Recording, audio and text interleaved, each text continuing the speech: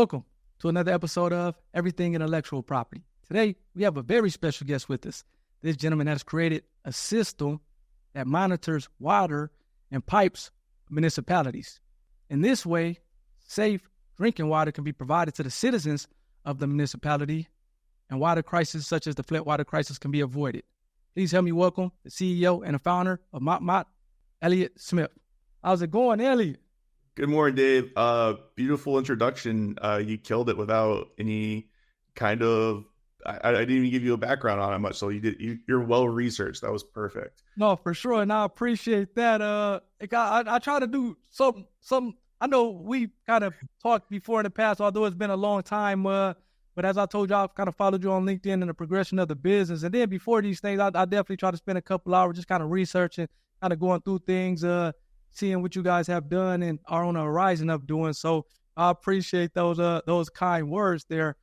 I guess I typically try to, as we get off into the conversation, see if you can describe the product just so that, and I do have something to kind of give the audience a little bit more of from the website, I guess a picture of of things as you're explaining it, just so they can get an idea of I guess the business and the product that you've created as you're explaining things or going through things. Yeah, for sure. Yeah, again, like awesome job with the research. I'm impressed already. But yeah, what you're looking at right there is a front view, a 3D rendering of what we call our autonomous underwater robot, AUR for short. The best way we normally kind of deliver the product info is like, think of like a submersible drone, and we put these things directly into water main pipe. I actually have a 3D model right here in my hand. Okay, nice. Oh yeah, I can drop this down if you have. Yeah. So this is like a 3D model of our MVP, what we're going after. We currently do have prototypes. This is just a 3D print, but yeah, you have like a camera here, two propellers. The front looks exactly like the front. And the idea is you put this device into water main pipe and you keep it in there for long term. So one of the big challenges is, how do you keep a device in our water main system without having to remove it, or how do you recharge it while it's in that system? Like, and we want to keep this thing in there for like 4 to 6 weeks at a time. Right. So like, think of Roomba. Like, your Roomba is a vacuum cleaner that goes around the house. It'll recharge, it'll upload information. We do the same thing with water main systems. We kind of treat this AUR as like the Roomba. We don't clean it, we just inspect. But yeah, we're able to save a lot of money for communities so they can know what's beneath their feet. So that's interesting. So you're saying that, I guess you guys would come in, and I'm assuming there's some type of opening where you guys would dispose of the device into the system, and it's keeping it in there for 4 to 6 weeks. So it's not necessarily meant to be in this thing for years upon years upon years and being able to recharge and things like that. But it is able to kind of go in there for a 4 to 6 week period. And I guess when it's in there, I know you're saying it's not necessarily fixing anything, but I guess what type of, to the extent that you can disclose it, or you kind of can talk about it. I don't want to kind of, if you haven't kind of disclosed the secret sauce, and I don't want to kind of put you in that realm, but to the extent that you can disclose, what is it doing when it's in there to be able to kind of, I guess, take this information? Because I know this, as a patent attorney, I've worked with things where it's piping systems and it's kind of different sensors or whatever that essentially is allowing you to monitor maybe deposit buildup and things like that. But I guess, how are your guys' device kind of monitoring things and collecting this data to be able to send back to the municipality or the utility so that they can process it and make sense of it? Yeah, there's a lot of questions there, so let's unpack it.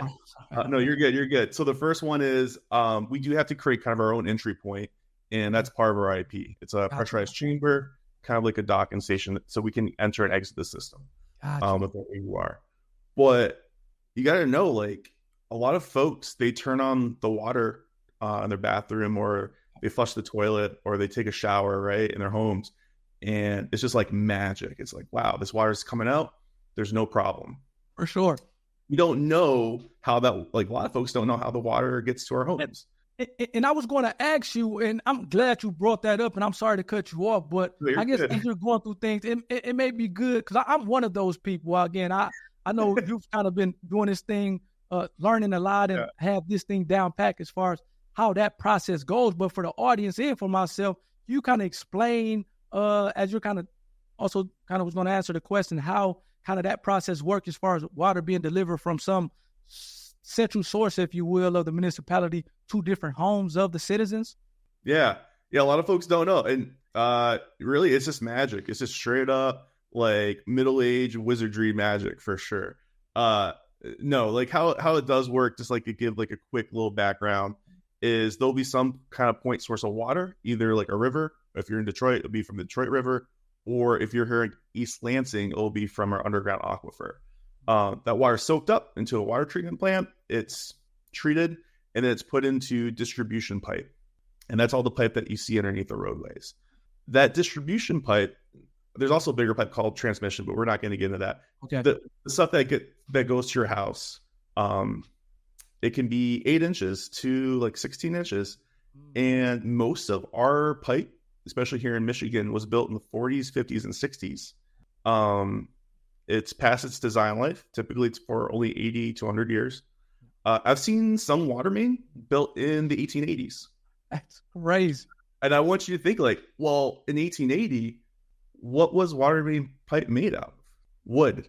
We have wooden water main. There's not a lot, but there's water that goes through your municipality to your home made of wood.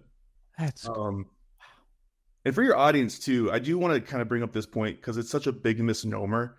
Because like I feel so bad for Flint. Like, not only did they have a huge water crisis, they were tagged with this, like, I don't know if they can ever clear it. So it's like they have lead problems, right? Like, you think Flint, you think lead. Yeah. Flint is more of a city than just lead. And also, water main isn't made of lead. It's your internal plumbing to your home, and it's the service between your home and the water main. Right. So I just want to make that, like, that's a huge misnomer.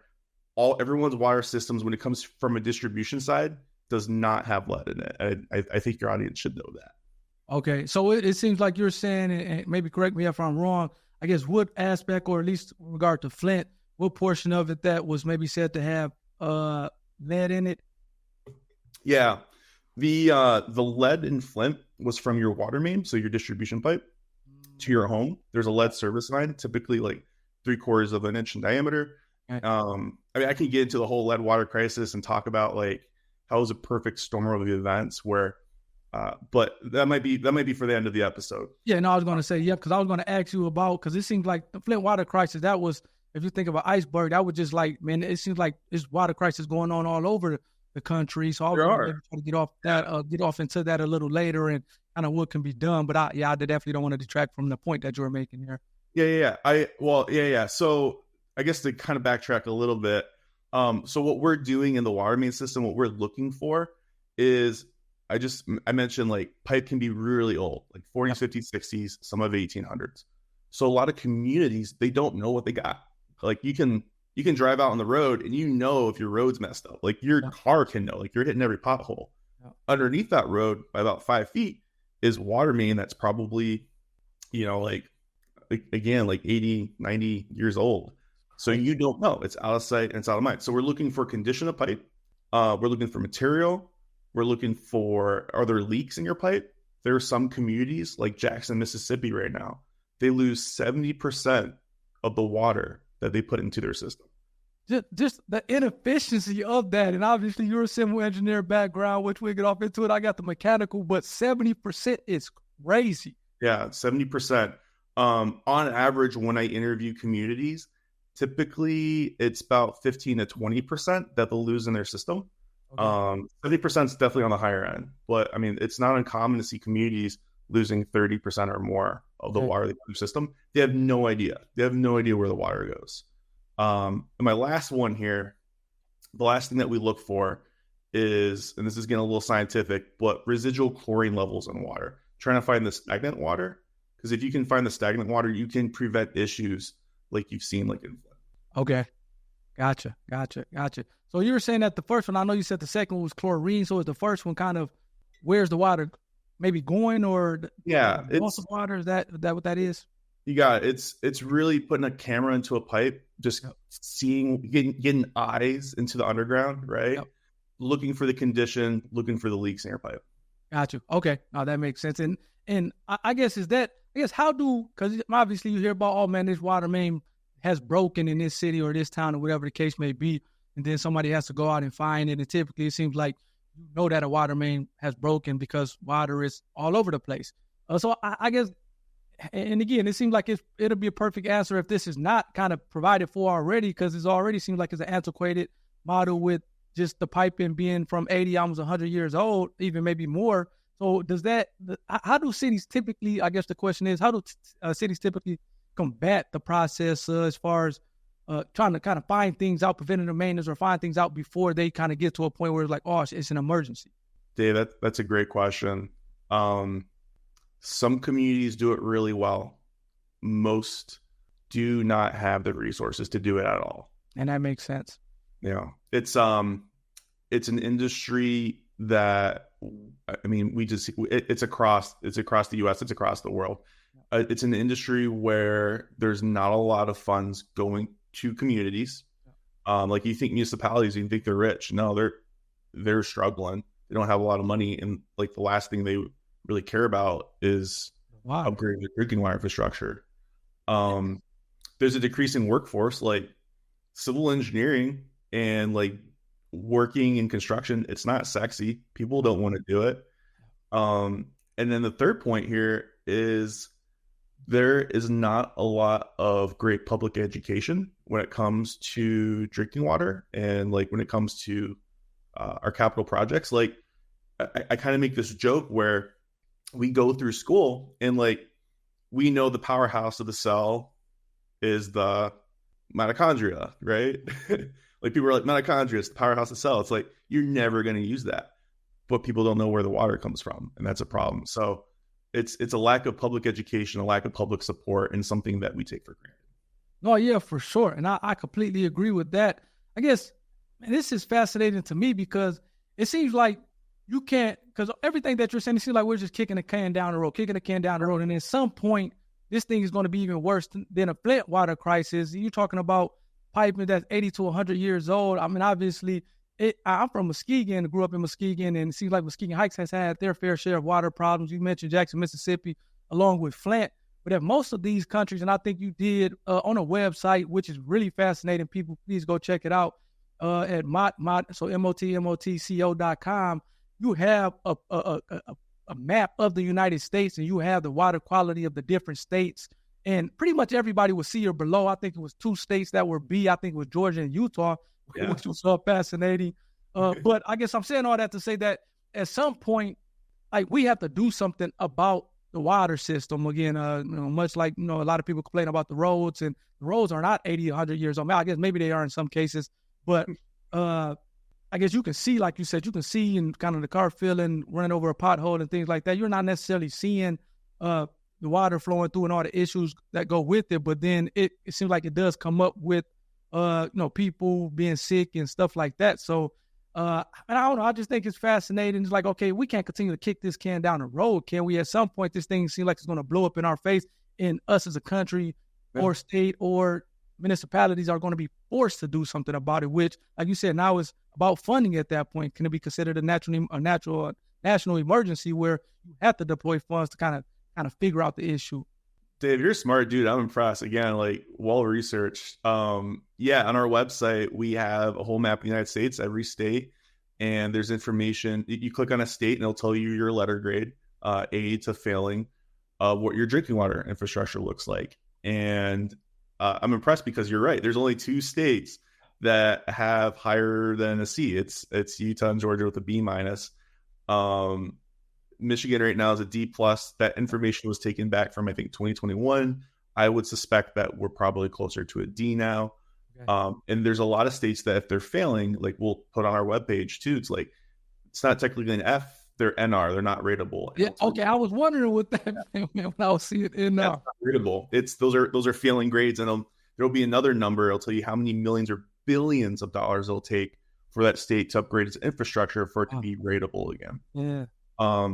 It's becoming a national problem. Like at Muskegon, like y'all can see on the west side of the state with Benton Harbor, they're having a lot of drinking water issues. Yeah. It's popping up all over the place. And the issue, the bigger issue here too, is like, all this infrastructure was put in again in the 40s, 50s, and 60s.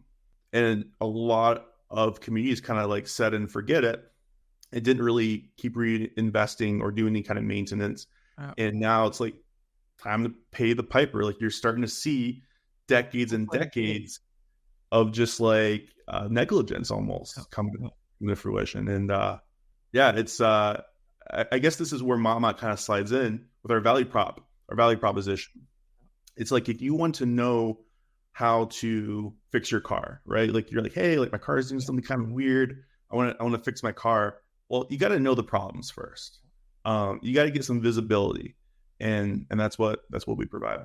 No, and I was going to ask you, how do you guys approach municipalities or utilities regarding this problem and kind of using your device in terms of how is this being sold? Because as we kind of talk through things, it seems like it's a no-brainer that cities need something like this to at least monitor the water. But then it seems like, as I kind of think about this on the flip side of things, it's almost like going to the doctor, right? It's like, okay, we're going to the doctor, and I know my insides are just kind of whatever. I'm not maybe operating at the most optimum level, but I'm going to avoid going to the doctor, because if they tell me, or we do some type of scan and of the body or whatever the case may be, they're going to tell me all the issues, and now I know about them, and I have to do something about them. So in other words, okay, you kind of know it's going. You have an idea that this stuff maybe is going on, I guess at the city executive level, but it's not just kind of right in your face to the point where I have to do something about it. So does that kind of maybe deter cities from maybe saying, okay, let's use your device or any apparatus or system to monitor the water conditions at that point? Because if we know about it, then we have to do something about it, or else now it's really a negligence, and maybe even gross negligence at that point. Again, awesome point. Let me bring it back even a little bit. So earlier this year, we were part of what was called the National Science Foundation National I-Corps program. Okay. There's 200 teams per year that get accepted into the NSF program like this, and we were fortunate to be one of them in the first cohort. The goal of the program is to interview leaders in the space that you're trying to build a business for. So we had overall together, we ended up getting a little more than 140 interviews from water leaders from across North America, like the biggest players in the space. And we just talk to them. We don't tell them what we're doing. We just like, hey, tell me about your problems in the water industry. And so I think our shorter ones were closer to 30 minutes. We talked to some people for 2 hours long, just like, there's that many problems, like 2 hours of just telling me about your problems with water. And so we took all that, we're building the business model. And along the way, people were like, at the end of these interviews, would be like, okay, what are you guys doing? We know you're a team from Michigan State University. We know like you're part of this NSF and you're interested in water. Like, what is it? And we're like, well, we got this crazy idea. We want to put robots in pipes. We want to get eyes in there. And I think if we can get eyes and we can get that data, like, I think we can have a lot of really good results from it. And hands just start flying up. They're like, yeah, we want to be part of like a beta pilot program. Like, yeah, we want that.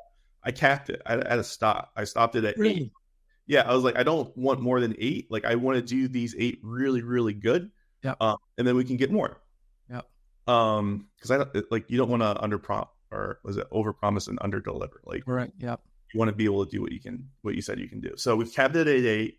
And then as far as municipalities, like, I think that kind of speaks to the need. It's like, this is what we're doing. And people are like, yeah, we want part of that. Right. I'm like, okay, cool. We always had this problem where we're developing our robotic technology in Michigan State's engineering lab. And we created this space where communities want it and they need it. But there's this big gap of like, we don't want to put things in people's drinking water that's going to create adverse effects. Correct. Right. Like, you can't just be like lab and then boom, now we're in your backyard and we got like our prototypes and like we're messing everyone's water systems more than it already is. A really big win for us was our waterworks treatment plant here in East Lansing. We're like, hey, we got this crazy idea. We don't know like how to build this bridge. We need to test our technology without having to impact the public. And they're like, 100%, we're all in. And we're like, okay, cool. Like, what does that mean? They're like, well, first, they're so jazzed about it. We're like, we're going to build an above ground testing facility connected to the water treatment plant. like, awesome. Like, that's super cool. So it's like going to be like a bunch of pipes connected, kind of 3D layout above ground. We can put our AUR and test it without impacting anyone's drinking water. Nice. Then they're like, you know what else we can do? We have abandoned water main. Like, you can go test that underground. I'm like, oh, hell yeah. Like, that's awesome. And like, also, we have like some live water main, but that's kind of isolated from the system with actual flow. You can test there too. And like, if we can do all those things and then also service East Lansing's water main, right? Then we're good to service our pilot program. So like, it's an industry that's super accepting and wanting to innovate, because I think that like civil engineering, when it comes to innovation, is, I don't want to put like it down too much, but like it is a little bit slow to innovate sometimes. So when you good solutions like this that will really help a lot of folks, they've been super supportive and wanting to adopt it. Nice. So, and I know we mentioned you having that CE background and that civil engineering background. I know I told you offline, but I'll tell you again offline. Congrats for going through also an MBA program and recently graduating. What was the, I guess, inspiration? Did you know as you were going up even through civil engineering that, hey, I want to do something like this? Or did this come out of nowhere, so to speak? I was interviewing, actually, this interview comes out today, the founder, CEO of Kara, Kara Water, and he essentially turns air into water, has a device that turns air into water. He's out of Brooklyn area, and he was talking about how kind of back when he was younger, I don't want to say it was a village that his parents was in, but they were in an area where they had almost well water, but the well water was contaminated. So then, you know, he got sick as they kind of were drinking because it had all these contaminants in there. And kind of later on down the line, he was able to, kind of come up with this ideal to turn air into water. And he kind of used some biomimicry with kind of beetles in the desert and how they retain water. So I'm saying all that to say, or ask you, what was the inspiration for you kind of starting Motmot and this whole deal of, hey, we need to kind of provide safer drinking water to different municipalities or citizens of the municipality? Or did you always know that was going to happen? Or was it like a specific thing that was like, okay, this is my calling, this is my purpose, this is what I'm going to go all in? Yeah. And feel free to like tell me to be quiet if I'm talking too much, but no worries. This all of you. And again, I'm asking these questions in part because I think they're interesting for myself, but I also want whether it's municipality leaders or utility leaders, and in addition, just the general public watching this, kind of really have an idea and see the use cases of what you guys have going on, because I think this is fascinating. And again, like you said, it's a big problem that needs to be addressed and needs to be taken more serious to avoid these different crises that we're seeing pop up all over the country. Yeah, I think there were like 3 big things that happened for me to go and create Motmot as a company. The first one, I was at Wayne State University getting my bachelor's in civil engineering back in 2014 when, again, the Flint Water Crisis happened. And I think if you're a listener from Flint, I'm sorry, like, for saying your guys' name so much. And I know like, you guys are kind of tired of everyone associating Flint with the water crisis. You guys are a lot more than that. Yeah. But during that time, a lot of my professors at Wayne State were intimately working with the water quality and doing the testing. And so we all got to see that firsthand. And that was a travesty that should never happen, right? The second one is when I started my civil engineering career, I was doing what are called water asset management plans. So you look at all the data for a community, you look at what's existing, you figure out what their needs are going to be in 5, 10, 20 years, and you forecast water main projects. Seems pretty simple. I probably helped 2 to 3 dozen communities figure out what their projects are going to look like in those timeframes. Most communities do not know what they have in their system. It's total guesswork. They might not know the condition of it. Well, they definitely know the condition. They don't know the material. They don't know the diameter, sometimes the alignment. Some communities do it better than others, but it's total guesswork. If you have a water main project, let's say 10 miles long, you're spending between $10 to $20 million on it for guesswork. And that seemed like an issue. It's like you have all these engineers doing guesswork on like huge $1 million projects. That's a problem, let alone like the community doesn't know what they have. The third one was I was working in my civil engineering career. We had a lunch and learn there's a company, I'm not going to name them, came in like, hey, we can inspect water main systems. We can give you guys like a condition assessment. We can find your leaks. I'm like, oh, this is perfect. Like every community should do this. Like this technology already exists. Like why is every community not doing it? So I asked them at the end, I'm like, hey, how much do you guys charge him? I kid you not. They're like $50,000 per quarter mile. Like to put some kind of perspective in that, if you're, let's say City of Ann Arbor, you have about 500, a little over 500 miles of water main system. $50,000 per quarter mile is $200,000 a mile. I don't know why we got to market it that way because you already know it's expensive if you have to say per quarter mile. But yeah, $200,000 per mile for, let's say, Southeast Michigan's got 13,000 miles. There's no way. Like, there's no way to afford that. So it's like, all right, that's a problem. Like, communities need this information. Affluent communities can afford it. If you're disadvantaged, you're never going to be able to get past that barrier to entry. Yep.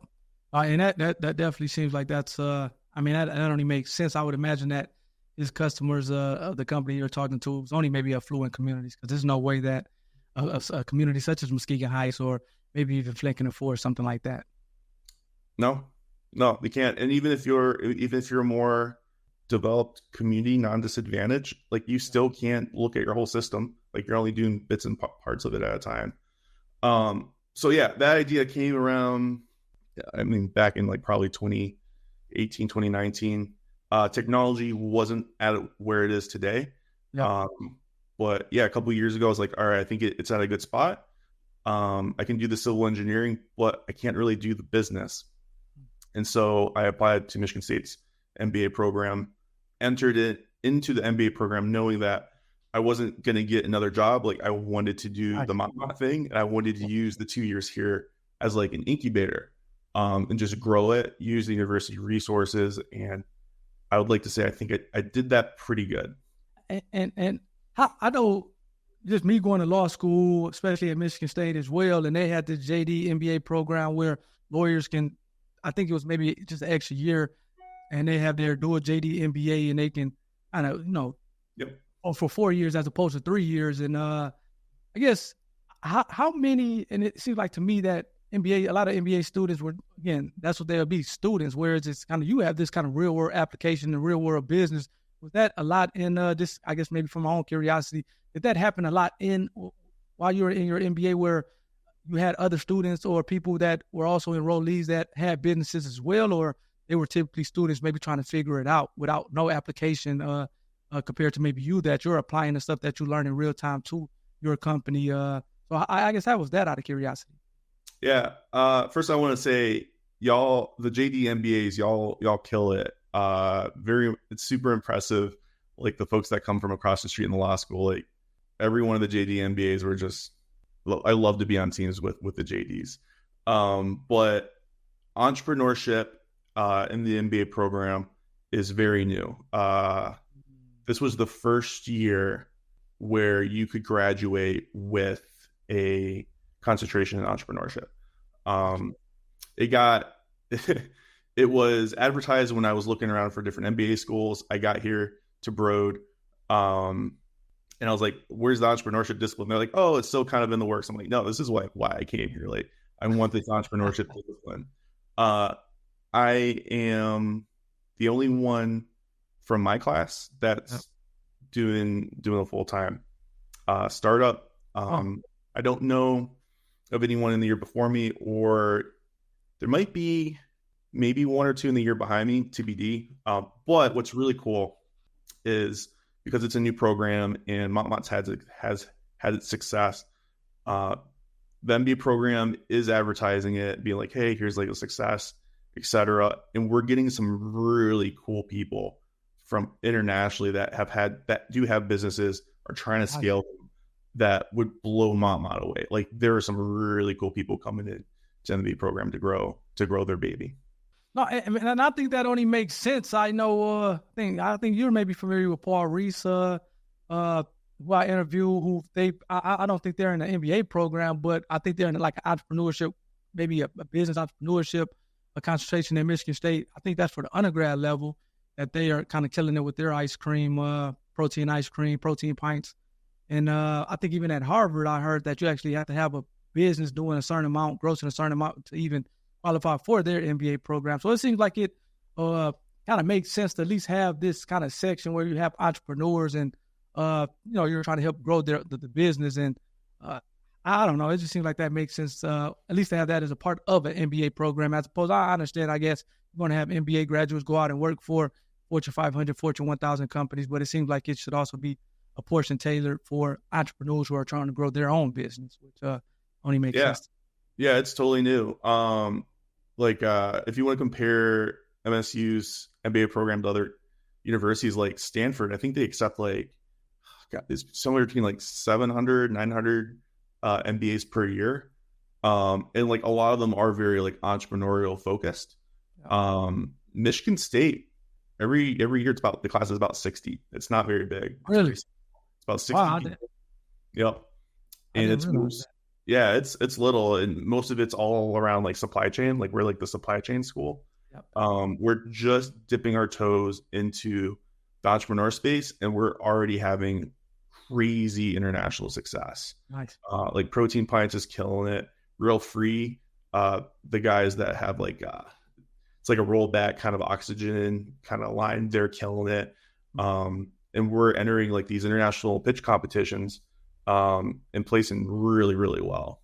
Nice. No, that's cool. Yeah, hopefully they continue to kind of build that up. I didn't realize that the program, I know the supply chain, I heard the good things about the supply chain program in Michigan State. Hopefully they continue to build out the entrepreneurship program. I guess I did want to ask you, is there any applications of kind of what you're doing outside of maybe municipalities and utilities? And the reason I'm asking that is because, for, I guess, people that may say, well, look, a lot of people are drinking bottled water anyway. So, you're not necessarily people are not necessarily drinking their water from their faucet too much these days. Hey, when I was growing up in Muskegon, we had the water hose. That was like a thing over the summer. You had the water hose, and you turn on the water hose. Y'all playing in the summer, basketball, whatever. You're drinking water from the water hose. It seems like that maybe is happening less and less these days. But are there any applications for it, or is it still important to use it for your municipalities, even though you're not even drinking maybe the water out the faucet? Yeah. I always like to kind of give these little public education snippets, and I'm sorry, but I got to do it. I want all the listeners to know too, your water is safe to drink out of the faucet. ASCE says Michigan's a D or D plus supports water infrastructure. That doesn't mean it's a D or D plus for a water quality. So a lot of folks, it is okay to still drink out of the hose. I would probably let it run a little bit, just kind of get all that hot water out or whatever, that stagnant water, but it's still safe to drink out of it. I would implore you guys to do it. It's good for your immune system. But yeah, other applications. So drinking water industry, that's our prime, right?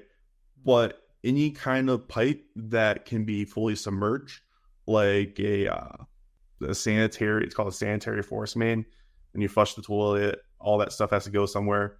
Sometimes it gets pressurized, we can inspect that pressurized, fully submerged pipe, or maybe even the oil industry, that's fully submerged pipe as well.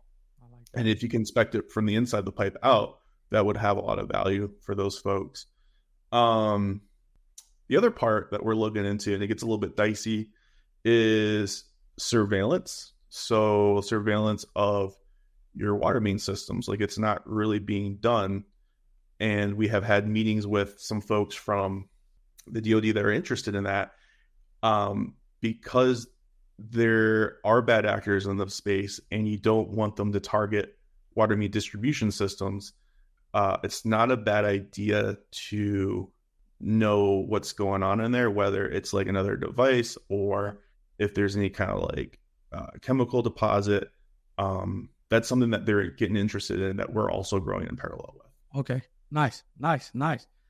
So then I guess maybe moving on to, we talked about this before as far as the IP part of it. And anytime somebody has a business and they have some type of proprietary thing, whether it's maybe a service or a good or a system, whatever the case may be, always kind of encourage people to, file for protection on their IP. Did you know about IP before all this stuff happened? And I guess what made you say, okay, this is important for me to protect the IP that's associated with the company? Yeah, I mean, everyone knows like when they're growing up, like, oh, like I can go invent something, then I can get a patent, and like then we're good. Like everything's fine after that, right? Uh, it's so easy. That is actually probably the easiest part. It's just like coming with an idea and going to go get a patent. I'll say that that was the bare minimum that you need to do to continue something that you're innovating on. And so like you don't want to have to keep second guessing, like, am I what I'm creating, is it protected? Or 5 or 10 years down the road, if I didn't do this, like, man, like it could waterfall into a lot of problems. So when we approached IP as Motmot, we're like, let's do the bare minimum, protect what we need to protect, but really just keep on innovating, iterating, and reiterating the design. Because we don't want to have to worry about like other folks stealing our idea. Right. That said, it's really hard. Like a lot of people are like, oh, it's my idea. Like I don't want anyone to steal it. It's so like it's so secure and it's so personal to me. A lot of folks probably won't steal anyone's idea, but if you do become really successful, it can definitely happen. And we don't even want to have to worry about like what that would look like. So, no, for sure. Yeah, get your IP. It's not that hard. No, yeah, and I mean that's actually a good point. Like I said, a lot of those, I think I was telling you offline, a lot of people who I've been interviewing who kind of was on Shark Tank. You know, it seems like Shark Tank, not only from the investment side to the company, it seems like it also boosts the sales of the company just in being displayed on a nationally syndicated show. And a lot of times at that point, unfortunately, you see a lot of kind of infringers and people who come try to knock off and sell their stuff maybe in China or from China that sell it in the U.S., whether it's on Amazon or different platforms. And them having the IP, it definitely helps out. I think one person that said it, I think in the U.S. here now, we have to maybe do a better job at the federal level or through legislation in terms of helping out. I know this maybe applies less to you, but more just from an e-commerce standpoint, because the IP laws are not necessarily geared towards protecting things from an e-commerce like that's sold on Amazon or online. It's more so, hey, if you sell this thing on in Walmart, for example, then we can come after you, and it's maybe a lot easier to kind of go about it that way. But it's a lot more difficult when you're not only a lot more difficult, but it can be just more costly trying to go after everybody who kind of is selling this thing on Amazon or whatever the case may be or whatever platform. So I think, the U.S. definitely needs to kind of help out with that as time goes forward to kind of provide a solution to that. But yeah, I mean, like I said, as an IP attorney, it's always just good to kind of protect the IP. Definitely nothing bad is going to come as a result of you protecting the IP, maybe outside of you having to spend maybe some money to do it, but you never know what that can lead into going forward. I guess maybe the next question from that is, what do you think is the biggest success or the biggest breakthrough, I would say, of kind of what you're doing? I know you talked about some pitch competitions and kind of winning, and I know I was looking at you at the Red Cedar Venture Student Capital Fund that seems like was able to provide some finances as well as a venture challenge that I think was $15K. So what do you think was the biggest? You also talked about the East Lansing, them saying, okay, use our system and our facilities infrastructure for like testing and things like that. What would you say was the biggest breakthrough of the company at this point in time? Everyone loves pitch competitions, and I think they do hold a lot of value, but like to keep it real, like, I think that entrepreneurs probably also devote too much time and too much resources into pitching and telling people about their idea, and maybe not enough time building the business and just going towards commercialization. And I like, we were one of the winners of the Student Venture Capital Fund with Michigan State. We won the 5-ship competition at Michigan State with the Burgess New Venture Challenge. We were finalists in some of the world's biggest pitch competitions. And I don't like pitch competitions. I'm not like a very theatrical person. I'm an engineer. Like, I'm one of those people, like, nothing's ever 100%. I'm always going to tell you why it's not 100%. Right. Like, I'm not, it's the engineer part. Like, you're never going to be confident in anything. It's like, there's always this like one little thing that could go wrong. And like, I'll tell you all about that one thing, but most of all, like, everything's probably fine.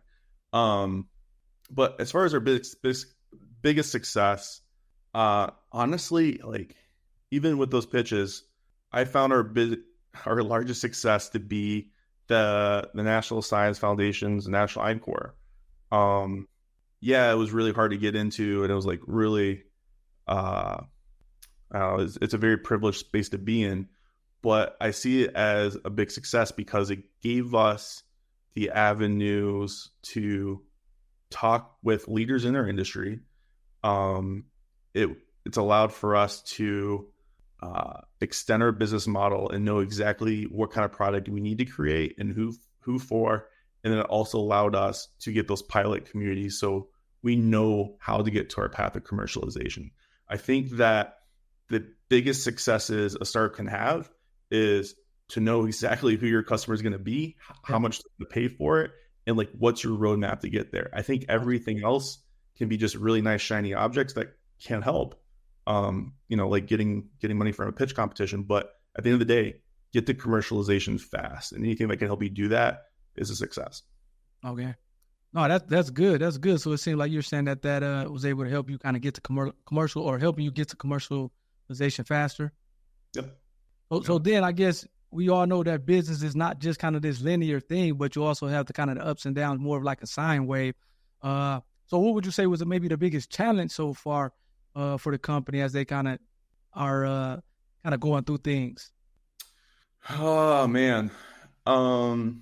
There's a lot of challenges, man. It's there's a lot. Like the everyday struggle is a challenge. It's like you got to do a little forward momentum every day, and sometimes you're going to have things that push you back, and that's all part of the game.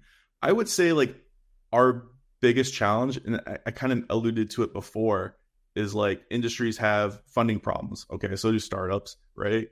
Industries have a decreasing workforce. I'm like, on the technical side, so do startups. And our third one with the industry is like public education. And that is our biggest problem too, is people don't understand the value of their water infrastructure. And so being able to convey that message and get people to adopt that idea is really difficult. Like we can be part of a water competition, like a water competition, right? And say like, hey, our pipes are failing and we should care about it. Sometimes still isn't received. And like, I think that's a hard one. I think it's the public education component to get people's buy-in. That's the hardest challenge. No, yeah, for sure. And again, just kind of circle back what we started to talk about early on in the interview is just seems like the infrastructure not being good kind of leads to these kind of water crises that seems to be kind of popping up everywhere. Would you say that the main corporate, if you will, of these water crises is the infrastructure, or is it maybe something else that, like you talked about, kind of Flint being a perfect storm? Yeah. There's this idea in the water industry that everything is kind of one water, right? Like the river, you clean the river, get the water out of there, it goes into your water main, the water main goes into your house, the house goes into your toilet, you're going to flush it goes into the sanitary sewers, that gets cleaned, and then it's all cyclical, right? Sorry, I lost my train of thought. No problem. But I think I do want to touch on the Flint now that it's kind of getting towards the end of that episode. Yeah. So the Flint Water Crisis, everyone thinks Flint and lead. The problem with Flint was it was a industrialized city, right? And you had a bunch of automotive plants up there. During our 2008-2009 financial crisis, a lot of folks moved out. And so you had a city that had water main systems oversized and expected to have a lot larger of a population. When everyone moved out, you still had the same infrastructure in play, but now you might have had a house with or you might have a street with like 20 homes on it, and they had a bunch of abandoned homes in 2009 to 2013.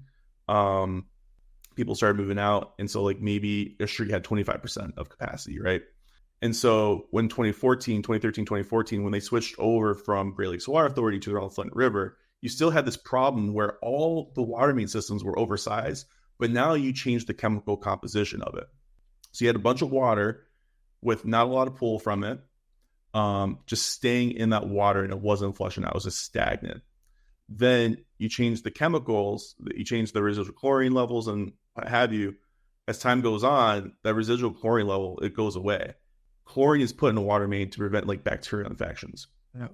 You had Legionella that came into the water main system because of the stagnant water and the change of the chemical composition. The Legionella is what ended up killing people. That's wasn't the lead. The lead's a big problem, but Legionella is what ended up killing folks. Gotcha. The bacteria also ate away the corrosion control. So in your water main, you'll have silicates and phosphates that are placed like it kind of like lines the inside of a pipe. Yeah. And when the corrosion control goes away, your lead's exposed now to open water, and that's the issues you saw with the lead. Yeah. I say Flint was a perfect storm of events because, like, if the systems weren't oversized, you wouldn't have had a problem. If you didn't have the financial crisis in 2009, you wouldn't have had a problem. If Flint didn't switch over from Detroit's water to their own river, you wouldn't have had a problem. Because all those things happen, that's what ended up creating the crisis. So, in the water industry, you have outdated infrastructure, which is what Flint had to deal with. Yeah. But and you're starting to see that pop up in states like Louisiana and the East Coast and Michigan. But the other issues too, it's like water scarcity. We hear all about the water scarcity concerns on the West Coast, right? Yeah. There's a drought for like 5 years, and how does that impact everyone's water? And like you have to be careful with how long you shower, and you can't have a swimming pool. I think we're starting to reach a place, and I hate using climate change, but we're starting to reach a place where climate change is starting to impact water. Our infrastructure is all aging out at the same time, and it's going to be really nasty for underground pipes. My last point here is there's a lot of contractors also aging out of the industry. So like if you want to do a water main project, it costs probably about double it did before 2020. Wow. There's not enough contractors. So like if you combine this perfect storm of events where you have water scarcity problems through climate change, old infrastructure, and people who can't do the work, like you could see an issue like Flint just hitting not only from like a lead problem, but like a water crisis problem across all boundaries. No, and I think that's a great point that you just made, and it seems like that's why this thing should be more talked about and kind of more on the top of the list for not only the federal state government but the federal government to be try to fix sooner rather than later, because I would hate to see that period or that time period where you have Flint kind of going on all over the country, because it's like, man, now that's just going to be something that's crazy to see, and kind of just hoping it kind of doesn't hit your city as it's kind of hitting different municipalities throughout the country, which, like I said, is a scary thought. But it can happen. It's a very real thing that can happen if something is not done or care not being taken to. Yeah. Again, it's not going to be like a lead crisis all over the country, but you're definitely going to have water crises. And the federal government is taking note. They had it was $50 billion of a water infrastructure package that they put in last year. Nice. But it's a drop in the bucket for what we need. No, and again, I mean, I think that's another good point. Man, I don't kind of want to get off into the politics things here, but kind of you see all this money that's being printed and sit here in this place and that place, and it's like, man, it's a ton of things going over here in the U.S. that we kind of need to fix. One of them is the water. So like you said, the $50 billion, that's a drop in the bucket, but we're going to spend or give someone $100 billion like that, man. Let's kind of spend that to make sure our infrastructure and things like that at home is taken care of. But yeah, like I said, I don't want to get so up into the politics side of things. Yeah.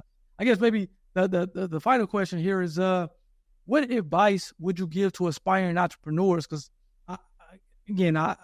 a fair amount of people who are watching are people who are maybe kind of in and out, maybe back and forth, or looking to get off into or be an entrepreneur, but they just, I don't know, they're hesitant for whatever reason. What advice would you give them? Again, you're somebody who, from the time you were an undergrad, civil engineering, and then, like you said, you went to business school specifically to kind of be able to provide for your own company. And it seems like, a number of challenges you had to overcome throughout that process, which I would imagine you learned a ton of things. So what, I guess, advice would you give to aspiring entrepreneurs who maybe want to do a similar thing, but they may be overwhelmed or they just don't know where to begin? Yeah. Um, I'm such a consultant, so like I should have really predicated the episode. When I did my civil engineering career, I did what was called municipal engineering consulting for municipalities, and consultants have a bad habit of doing things in threes. And I've noticed that's a common pattern I've had in this episode. It's like, here's my 3 points. I got 3 pieces. I think I have 3 pieces of advice. They're pretty short, but the first one is be vulnerable with your idea, right? A lot of folks they may never share their really good idea with anybody because they have a fear of it being ridiculed. And once it's vulnerable, people can attack that idea. Let people attack your idea, let them challenge it, and then you might figure out a way to make that idea better. The second piece of advice is, especially with younger entrepreneurs, is they're like, I have this really cool idea, I'm being vulnerable with it, I'm exploring it, but I just don't have the experience. That's okay. That's okay. You don't have the luxury of experience, but what you might have is really good mentors in the space. If I were 20 years old and someone were telling me to go get a mentor, I'd be like, that's a terrible idea. Like, mentors is weird. I don't even want to indulge in that. But it does help. Like, not only do you get the experience from a mentor, you can also get that network. And then I guess my last piece of advice would be, if you're going to go and pursue a venture and you're that crazy enough to do it, you got to fully commit. You got to go all in and on it, because you don't want to kind of dip your toe in the water and be like, it didn't work, and this is why. Like, you're your only barrier to its success. Get in there, immerse yourself, build your network. I would just say fully submerge yourself into the experience. No, I like that. I like all 3 of those points, especially kind of hitting on number 1. They said, hey, if you want to go to the place where all these ideas are located, just go to the graveyard, because a lot of people, they, like you said, maybe for the fear of rejection or whatever the case may be, they don't tell other people, or not wanting to be vulnerable. Say they just kind of go to the grave with their idea, which is unfortunate. But then I guess maybe going to that last point also, I guess, what was the last point again? Kind of blanked. Jump all in, or the mentorship. Okay, yeah. The mentorship is extremely important. That's kind of this thing on life as far as kind of mentorship, which is, like I said, you can't say enough about mentors, and just kind of being able to expedite the process and kind of help you avoid different pitfalls. So I mean, I definitely would agree with everything that you said, and I think that would like help people out tremendously. So I appreciate for saying those things. I guess the last thing is just, where can people follow you? I know you're on some social media platforms. Where can people maybe reach out to you, or just kind of learn more about what it is that you and Motmot is doing? Yeah. Before I answer that, actually, I have a 4th one. I am so sorry. Go ahead. No, go ahead. I have a 4th one. People will build things a lot of it. Okay, so the number one reasons why ventures fail is because you're building something that nobody wants or is willing to pay for. So I guess this kind of goes hand in hand with your vulnerability, but do your customer discovery. Like, go out and talk to people, right? Figure out what they want, what their pain points are, what they're willing to pay for. And that will help create a good business model. Because a lot of times people are like, I got this great idea. They're going to invest everything they have into it, but they never actually talk to people to see if they really want that. So for the 4 points, but yeah, you can reach out to me, Elliot at motmotco.com, or through my LinkedIn, or through my website, motmotco.com. No, yeah, we'll put all those things in the description once the interview comes out. Definitely love that 4 point. Just interviewing a guy yesterday, Arias, who kind of invented the device that essentially ventilates, provides air ventilation to the garage. It was interesting because he talked about how he was kind of telling his friends about it, and he actually shelved the invention for a year kind of during that COVID period. But before the COVID period, but once he was kind of in his garage more working and doing things during COVID, he started to ask his friends a little bit more about it. Hey, what do you guys think about this? Do you guys think this? So he was kind of talking, trying to get that feedback that you're talking about from his friends and family. They was telling him, hey, man, you need to do this. But they also told him, hey, protect it before you kind of start kind of going willy-nilly with it. So I thought that was good advice, and it seems like that's a similar thing that you're echoing. So, no, I definitely appreciate you being on today. Hopefully the audience And he said a lot of great things. Definitely go check out the website. We will put that in the description when the interview comes out. Hopefully it's you as the audience a little closer to kind of getting out there and kind of becoming an entrepreneur. And I'm always going to say this, especially to the audience, this is kind of different from, say, 30, 40 years ago when you can graduate or not even graduate and go work for a place and be there for 30 years. It's just not happening, especially with AI and all these different things that's coming about. Elliot talked about the shrinking workforce and, again, just the layoffs and a lot of different things are happening to the point where the job, unfortunately, or your career or your profession is maybe just not as guaranteed as it maybe once was kind of back in the day. So I always recommend or encourage people, even if they do have, I guess, a main thing to do something where if you want to build that up until it's your main thing, but just don't put all those eggs in one basket as relates to just kind of going to work for someone else and hoping that kind of things work out and you're going to be there for the next 30, 40 years. I'm not sure how you feel about that, Elliot, but that's always kind of how I see things and kind of the way I'm look at things is just kind of what I've seen as far as, like I said, the layoffs and different things happening. It's nothing wrong with kind of just having something that you're building towards. We all have ideas. We all encounter problems on a day-to-day basis. And again, the problem that you're encountering most likely is a problem that someone else is encountering. So hopefully you guys kind of, to the extent that you created a solution for it, this is something that other people who are encountering that same problem can use that solution to it. So let that be another reason that you're kind of maybe getting out there and getting an ideal and a product out to the masses, and hopefully have the same success or more success than other entrepreneurs. But again, I appreciate Elliot again for giving us his time this morning, and hopefully the audience, you guys take a lot of jewels out. Hopefully you had your papers and your notebooks and writing different jewels that he was given. And until next time, audience, we're out. I appreciate that. Thank you. Yep.